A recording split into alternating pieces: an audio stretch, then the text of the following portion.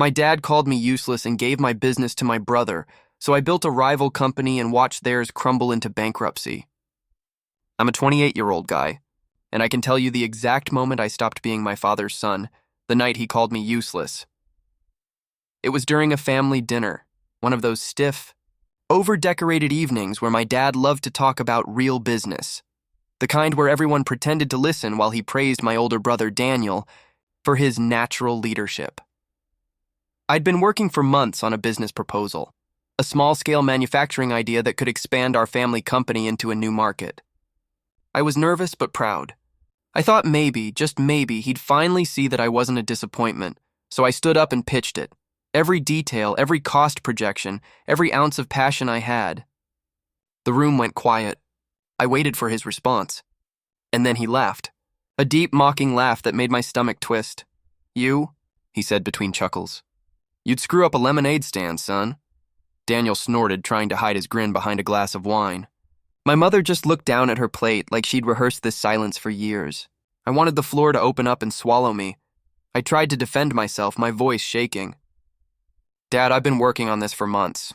I ran the numbers," he waved a hand. "Numbers don't make you a businessman, guts do. And you don't have it." It was strange how something so short could echo so long. The words didn't just hit me, they branded me. Every failure, every doubt I'd ever had suddenly felt confirmed. I forced a smile and said, "You're right, Dad. Maybe I don't belong here." But inside, something broke. That night, as I sat alone in my room, staring at the shredded pages of my proposal, I whispered to myself, that was the night I stopped being their son and started being their competition. Growing up, I learned early that love in my family came with a scoreboard, and Daniel was always winning. He was the golden child, the prodigy, the one Dad called born for business. Me? I was the afterthought, the backup plan that never made the cut. When we were kids, Dad used to say it half-jokingly, "Why can't you be more like your brother?" But as I got older, the jokes stopped sounding like jokes. Every success Daniel had was a family celebration. Every mistake I made was a family meeting. I still remember one Christmas morning when Dad pulled Daniel aside to praise him for his school awards, handing him an expensive watch as a reward. I stood there holding a pair of socks, smiling, pretending it didn't sting. Even Mom, who could have said something, just smiled awkwardly and said, "Your father means well." But he didn't. He meant control. He meant dominance. At the company, it was no different. Daniel got to attend board meetings even when he was just shadowing. I was kept in the warehouse, learning how things really work, as Dad put it. It was humiliating, watching Daniel get credit for ideas I'd shared in private. I'd pointed out to Mom once, and she just sighed, "Don't start a fight." It's not worth it, but it was worth it, to me. Every quiet dismissal, every snide remark, every comparison carved a mark I couldn't erase. I started realizing that in my family, respect wasn't earned, it was inherited. By the time I turned 28, I'd grown used to being invisible. But that night at dinner, when Dad laughed in my face, it wasn't just another insult. It was the final confirmation that no matter what I did, I'd always be living in Daniel's shadow. And I was done living there. Our family business wasn't just a company. It was supposed to be our legacy. My grandfather started it 50 years ago in a tiny shed, and my father turned it into a regional powerhouse. I grew up walking those factory floors, inhaling the smell of metal and machine oil, dreaming that one day I'd help take it into the future. And in a way, I did. I was the one who convinced Dad to go digital. I built the company's online infrastructure, expanded our client base through social media, and introduced automation software that cut costs by nearly 30%. But if you asked anyone at the office who was responsible for our modern success, they'd all say the same thing. Daniel. He'd show up to meetings I'd prepared, repeat my ideas word for word, and get applause. Dad would beam like he'd just witnessed genius. I'd sit there clapping, wondering what it felt like to be believed in. When Dad announced he was retiring, I actually felt excited for once. He called a family meeting, just me, Daniel, and Mom, and I thought, finally, this is it. Maybe he'd see that both of us could lead together. He cleared his throat, looked at Daniel, and said, "Son, the company's yours now. I know you'll make me proud." I waited for him to turn to me. He didn't. All he said was, "And as for you, I've set aside a little severance. You can start something of your own. Maybe a fresh start will do you good." It wasn't the money that burned, it was the meaning behind it. A polite exile dressed as generosity. I sat there frozen, trying not to let my voice crack when I said, "Sure, Dad, whatever you think is best." But inside, all I could hear was one sentence repeating over and over, "You're not good enough." I didn't say much after Dad's announcement. There wasn't anything left to say. The decision was final, and in his mind it was merciful. In mine, it was betrayal. The next morning, Daniel strutted into my office like he owned the place. Technically, he did now. He leaned against the doorway with that smug grin I'd seen 100 times before. "Don't take it personally," he said, voice dripping with fake sympathy. "Dad's just cleaning up the company, trimming the weak links." I clenched my jaw so hard it hurt. "You really think this is about what's best for the company?" He shrugged. "It's about what's best for the family." Same thing. That line echoed in my head as I packed up my things. Framed certificates no one ever cared about. A few sketches of projects that would never see the light of day. And the photo of my younger self standing beside Dad. Both of us smiling like we believed we were on the same team. I slid it into the box face down. Mom came by as I was leaving. She didn't hug me, didn't fight for me, didn't even look me in the eye. Just whispered, "Don't make this harder than it needs to be. Harder than it needs to be." As if walking away from everything I'd built wasn't already tearing me apart. I walked through the factory floor one last time, the hum of machines suddenly sounding like a goodbye I didn't ask for. Workers avoided my gaze, too afraid to be seen siding with the wrong son. When I stepped outside, the air felt colder, sharper, like the world had reset itself without me. I didn't have money, a title, or even a plan, but I still had one thing left: my pride. They took the company, but they couldn't take my vision. When I left home, I didn't just walk away from a company. I walked away from the version of myself that was always waiting for permission. The first few weeks were brutal. I moved into a tiny apartment above a bakery, the kind where the walls were thin and the smell of bread was the only luxury I could afford. My office was a dusty storage unit I rented on the edge of town. No fancy equipment, no connections, just a desk, a secondhand laptop, and a stubborn refusal to quit. Most of my friends thought I'd lost my mind. "You're really going to compete with your dad's company?" one asked. "That's suicide, man." Maybe they were right. But there's a kind of madness that comes from being underestimated for too long. It stops feeling like risk and starts feeling like purpose. I spent my days calling suppliers, pitching to investors who didn't care, and sketching designs on scraps of paper. Nights bled into mornings, my desk cluttered with coffee cups and failed prototypes. I didn't have a business yet, just a fire in my chest that refused to go out. Then, little by little, people started believing in me. A former coworker reached out saying, "If anyone can pull this off, it's you." Another offered to work part-time, no salary, just faith.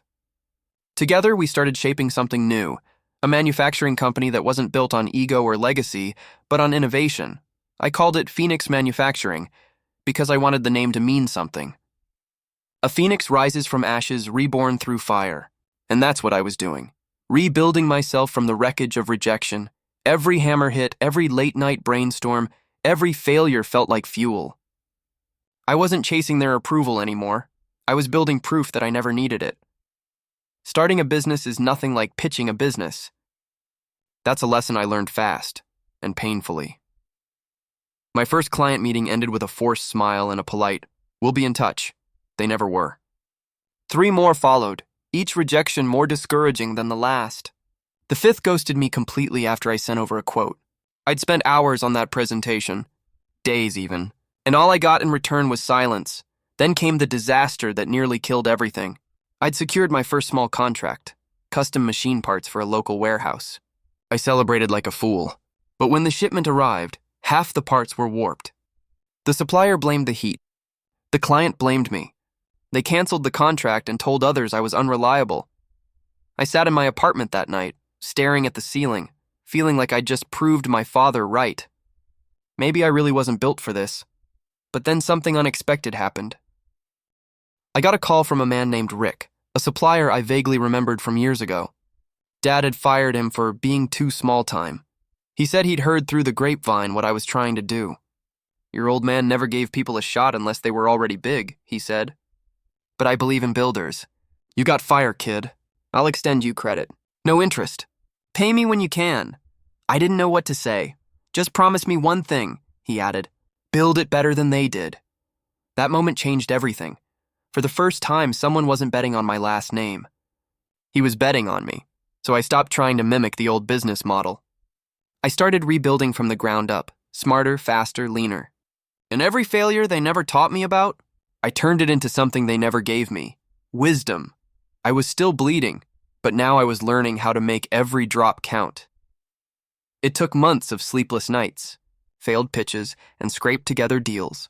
But Phoenix Manufacturing was finally gaining traction. We'd just locked in a mid-sized contract with a regional logistics firm, our biggest win yet. There was real momentum, and for the first time in years, I felt like I was breathing different air. Lighter. Sharper. Mine. Then Daniel called. I hadn't spoken to him since the day I walked out. His number flashed across my phone, and for a second I hesitated. Curiosity won. Playing businessman now, huh? He said, voice oozing smugness. Saw your little company pop up in the trades.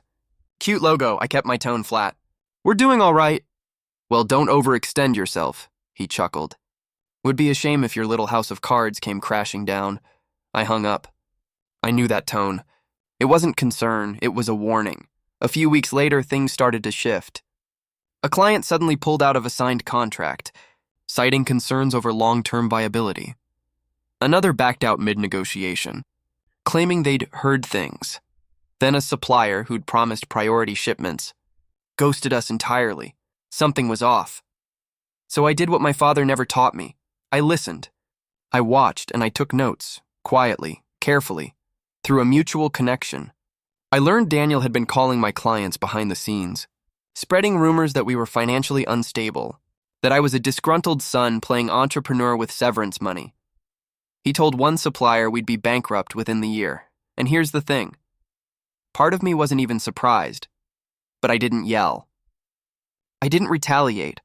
I didn't give him the satisfaction of seeing me break. Instead, I started documenting everything, every lie, every sabotage attempt, every name he used. I built a file thicker than the proposals he used to steal from me. He thought he could crush me before I could rise. What he didn't know was I'd already stopped playing by his rules while Daniel was busy playing defense and trying to smear my name. The industry around us was quietly evolving, and I saw it before he did. There was a growing demand for eco-conscious materials in our sector. Companies were being pushed to meet sustainability benchmarks or risk losing major contracts. It wasn't a whisper anymore, it was a wave. And I remembered sitting in a meeting years ago pitching the same concept to my father. Green doesn't pay, he said. Clients want durability, not buzzwords. But now, green wasn't a buzzword. It was a requirement, so I pivoted fast. We overhauled our production lines, switched to recycled alloys, and implemented waste reduction software I'd been toying with since my severance days. It was a risk, especially with our budget stretched thin, but the gamble paid off. Within 6 months, Phoenix Manufacturing became one of the only regional suppliers offering full-scope eco-certification. Clients started taking notice. Some of the very companies Daniel had mocked me for pitching began reaching out. Not just out of curiosity, but interest. Real interest. By the end of the year, we were featured in 2 trade publications. One headline read, Rising from the Ashes, How Phoenix Manufacturing is Rewriting Industry Standards. I cut out the article, taped it above my desk, and stared at it every morning. Not for pride, for proof. The irony wasn't lost on me. Everything I was doing now, modernizing, innovating, adapting, was what I'd once begged my father to consider. He called me reckless. Daniel called me naive. But now the market was rewarding exactly what they had dismissed. And deep down, I knew I wasn't just building a company anymore. Was building the future they were too arrogant to see. Was a small business expo in the city, one of those events where everyone in the industry shows up just to see who's still relevant. To be honest, I almost didn't go. I wasn't sure if I belonged in that crowd yet, but we had just closed 2 new contracts and gotten featured in another trade magazine. My team insisted I attend. You're not the underdog anymore, one of them said. You're competition. The room buzzed with suits and smiles, but I felt the shift the moment I walked in. Eyes turned. Some nodded in recognition, others whispered. But then I saw them. My father and Daniel stood near the back wall, surrounded by their usual circle of cronies, older men who still thought dominance came from handshakes and cigars. When they spotted me, Daniel did a double take and chuckled under his breath. He walked over, drink in hand, wearing that same arrogant smirk I'd grown up with. "Well, well," he said, raising his glass.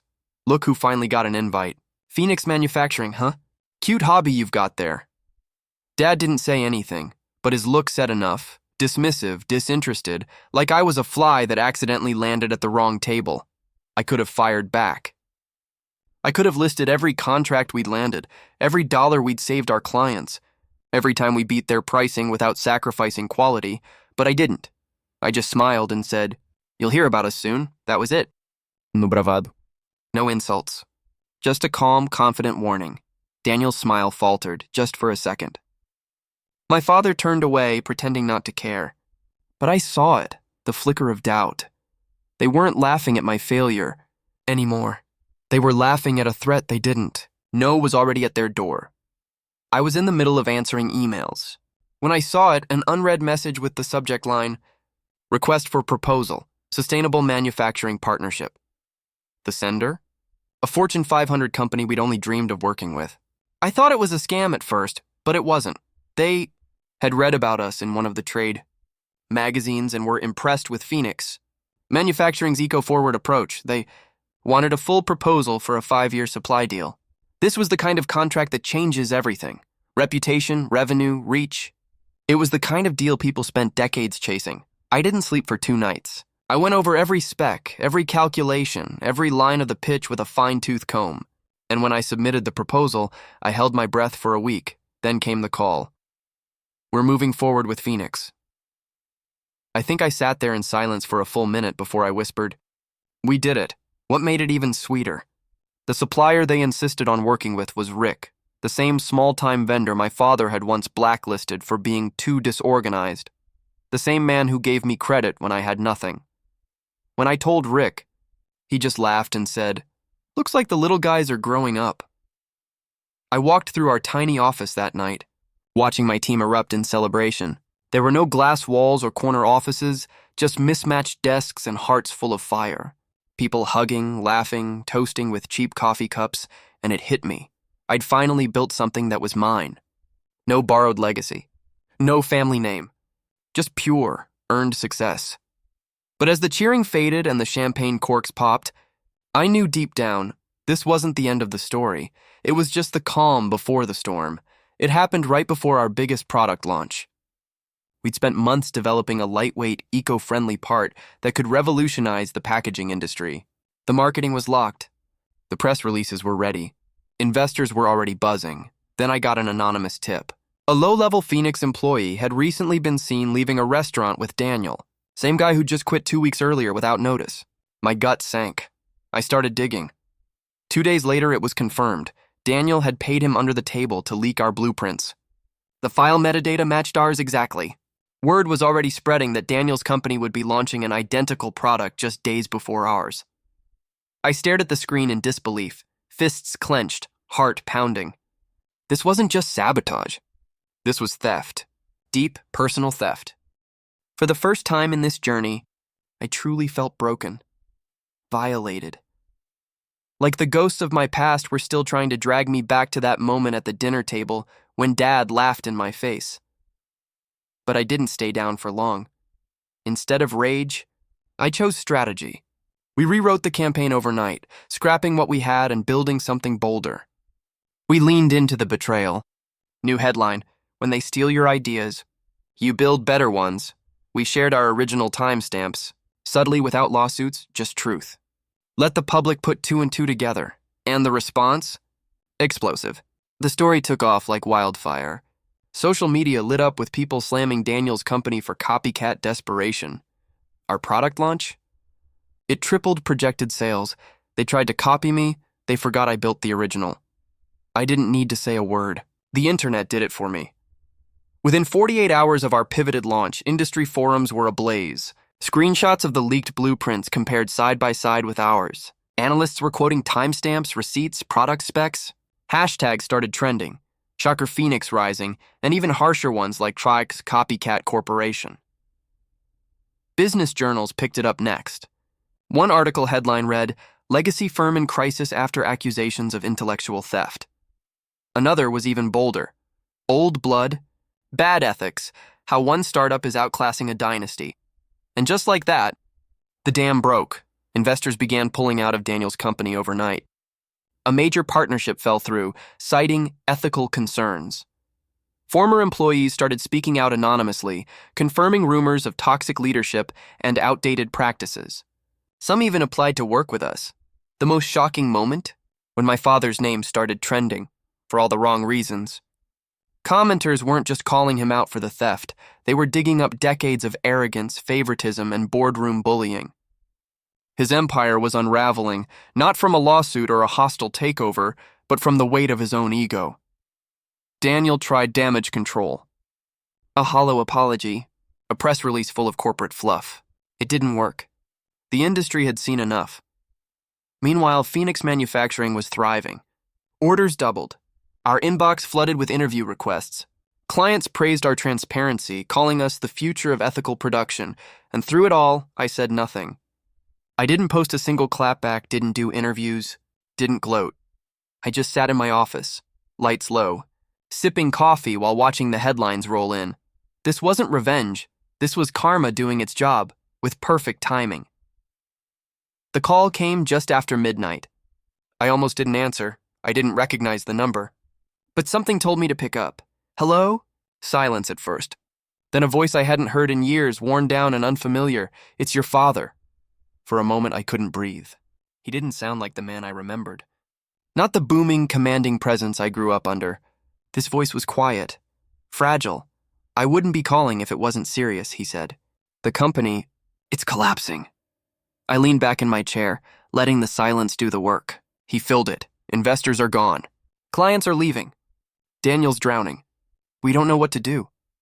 I said nothing. Then he added something I never thought I'd hear from his mouth. "You were right. About everything, it didn't feel good. Not the way I imagined it would. There was no warm flood of satisfaction. No fist pump moment. Just a dull ache in my chest where that child in me used to live, the one who would have given anything to hear those words. But that boy was long gone." I took a breath. My voice was steady when I replied, "I told you I wasn't useless." And then I hung up. No anger, no triumph. Just closure. He gave my legacy to someone who couldn't carry it, and now he was calling the son he threw away, because I was the only one left standing. In the months that followed, Daniel tried to salvage what little remained. He rebranded the company, slashed prices. He even tried selling to a private equity firm, but the debt was too deep. The brand was toxic now. Investors didn't want it. Clients didn't trust it. One by one, their biggest accounts came knocking on my door, quietly, almost sheepishly. No one mentioned the drama. No one needed to. Phoenix Manufacturing had become the safer bet, the better bet. But the final nail came during a trade expo downtown. I was invited to speak on a panel about sustainability and innovation. As I stepped off the stage, I spotted him. Daniel, standing near the back of the hall. He looked different. Thinner, older, not physically, but spiritually.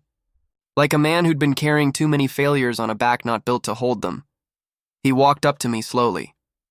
For a moment, I thought he might lash out, blame me, accuse me, throw another cheap shot like old times. But he didn't. He just stood there, eyes low, and said quietly, "Dad gave me everything." Then after a pause, "You earned yours." It wasn't an apology, but it was the closest he'd ever come to one. And honestly, I didn't need more than that. I nodded. "Take care of yourself, Daniel," and that was it. No fireworks, no public meltdown. Just two men standing in the ruins of what was supposed to be their shared legacy. But as I walked away, I felt something unexpected, peace. Not because I had won, but because I no longer cared to fight. It happened quietly. No headlines, no press conference, just a signature on a stack of papers and a wire transfer that felt more symbolic than financial. Years after the collapse, After Daniel disappeared from the industry and my father faded into silence, the shell of their old company went up for liquidation. Equipment, property, client lists, all of it. Most people assumed it would be picked apart by competitors. But I didn't let that happen. I bought it. Every broken piece of it, not to parade my victory, not to hang banners that screamed, "I told you so." I bought it because there were still people inside those walls, loyal workers who didn't deserve to be collateral damage in someone else's ego war. People who remembered me from the warehouse days. People who called me kid when I was too young to reach the top shelf. I didn't just absorb the company. I rebuilt it. We merged the best of both teams, old employees from my father's firm and new talent from Phoenix. Different uniforms, same values. We kept the culture lean, ethical, efficient, everything I once begged them to try. And then came the moment that felt like the full circle ending I never thought I'd get. I stood in the old executive hallway, the one where my father's name used to hang on a brass plaque. The same hallway where I was once told I'd never be good enough. I had the plaque taken down. In its place, I installed a new one, simple, clean, one word etched in steel, rebuilt, not revenge. Not legacy, just truth. This was never about taking back what they stole. It was about proving I could build something better, something worth keeping. The office is quiet now. Mornings like this, I like to get in early, before the buzz of meetings, the tap of keyboards, the rhythm of a company in motion. The sunlight pours through the tall glass windows, spilling across the floor in golden strips. This window, it used to be Daniel's, back when he was the future. Back when Dad said I'd never be more than a burden. Back when I sat 2 floors below, waiting for someone to believe in me. Now I sit in this chair, not because I demanded it, but because I built it. There are photos on my desk, my team. Our first prototype, the ribbon-cutting ceremony of Phoenix legacy. Not out of ego, out of gratitude. Every step here was earned. Every scar made it real. And sometimes I wonder if they ever sit alone at night and think about how wrong they were. Not just about the business. About me, but I don't need to know. I don't need their closure. I don't need their approval. He called me useless because he couldn't control me. But the son they discarded became the man they couldn't ignore. I don't hate them. I don't carry the fire anymore. That part of the story is over. What's left is clarity, peace, purpose. And if you're watching this, if you've ever been told you'll never make it, that you don't matter, that you're less than, hear me when I say this, don't prove them wrong with words. Prove them wrong by building something they can't destroy. Let them call you useless. Let them laugh and then rise, quietly, relentlessly, unapologetically, because the ones who rise from ashes are the ones they never see coming.